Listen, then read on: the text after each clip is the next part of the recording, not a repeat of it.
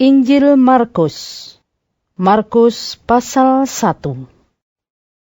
Inilah permulaan Injil tentang Yesus Kristus, Anak Allah. Seperti ada tertulis dalam kitab Nabi Yesaya, "Lihatlah, aku menyuruh utusanku mendahului engkau. Ia akan mempersiapkan jalan bagimu." Ada suara orang yang berseru-seru di padang gurun, "Persiapkanlah jalan untuk Tuhan, luruskanlah jalan baginya." Demikianlah Yohanes Pembaptis tampil di padang gurun dan menyerukan, "Bertobatlah dan berilah dirimu dibaptis, dan Allah akan mengampuni dosamu." Lalu datanglah kepadanya orang-orang dari seluruh daerah Yudea dan semua penduduk Yerusalem. Dan sambil mengaku dosanya, mereka dibaptis di sungai Yordan. Yohanes memakai jubah bulu unta dan ikat pinggang kulit, dan makanannya belalang dan madu hutan. Inilah yang diberitakannya. "Sesudah aku, akan datang Ia yang lebih berkuasa daripadaku. Membungkuk dan membuka tali kasutnya pun aku tidak layak. Aku membaptis kamu dengan air, tetapi Ia akan membaptis kamu dengan Roh Kudus." Pada waktu itu datanglah Yesus dari Nazaret di tanah Galilea, dan Ia dibaptis di sungai Yordan oleh Yohanes. Pada saat Ia keluar dari air, Ia melihat langit terkoyak, dan roh seperti burung merpati turun ke atasnya. Lalu terdengarlah suara dari sorga, "Engkaulah anakku yang kukasihi, kepadamulah aku berkenan." Segera sesudah itu, roh memimpin dia ke padang gurun. Di padang gurun itu, ia tinggal 40 hari lamanya, dicobai oleh iblis. Ia berada di sana di antara binatang-binatang liar, dan malaikat-malaikat melayani dia. Sesudah Yohanes ditangkap, datanglah Yesus ke Galilea, memberitakan Injil Allah. Katanya, "Waktunya telah genap. Kerajaan Allah sudah dekat. Bertobatlah dan percayalah kepada Injil." Ketika Yesus sedang berjalan menyusur danau Galilea, Ia melihat Simon dan Andreas, saudara Simon. Mereka sedang menebarkan jala di danau, sebab mereka penjala ikan. Yesus berkata kepada mereka, "Mari, ikutlah aku, dan kamu akan kujadikan penjala manusia." Lalu mereka pun segera meninggalkan jalannya dan mengikuti dia. Dan setelah Yesus meneruskan perjalanannya sedikit lagi, dilihatnya Yakobus anak Zebedeus dan Yohanes saudaranya sedang membereskan jala di dalam perahu.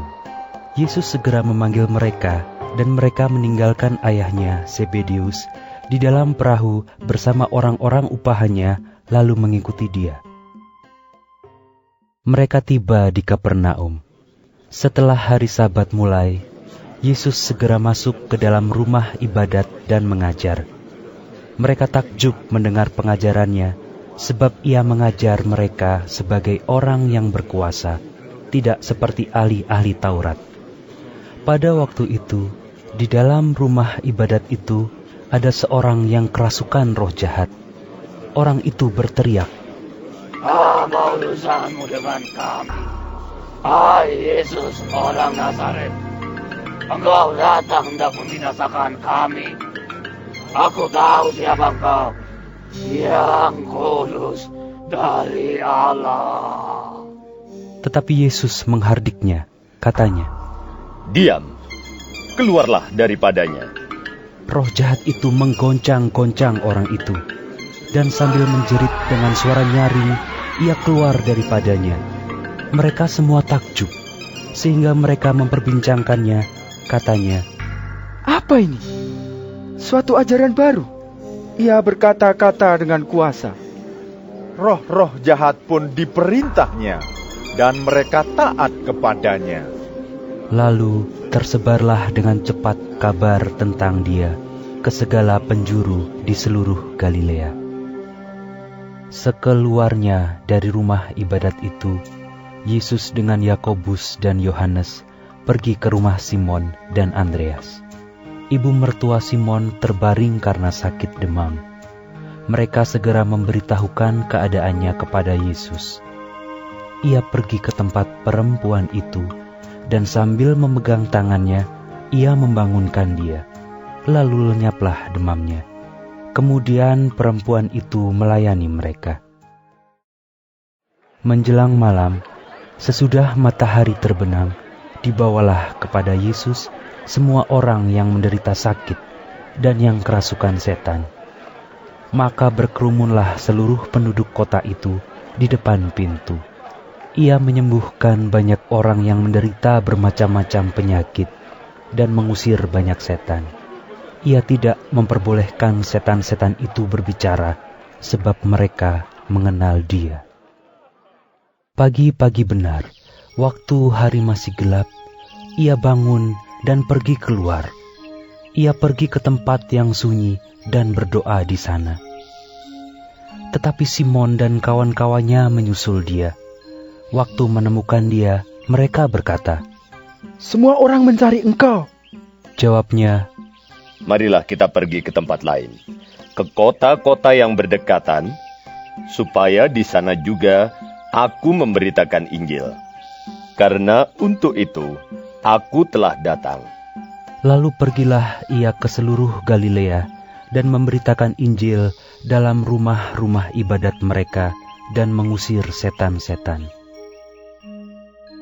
Seorang yang sakit kusta datang kepada Yesus, dan sambil berlutut di hadapannya, ia memohon bantuannya. Katanya, "Kalau engkau mau, engkau dapat mentahirkan aku." Maka tergeraklah hatinya oleh belas kasihan. Lalu ia mengulurkan tangannya, menjamah orang itu dan berkata kepadanya, "Aku mau, jadilah engkau tahir."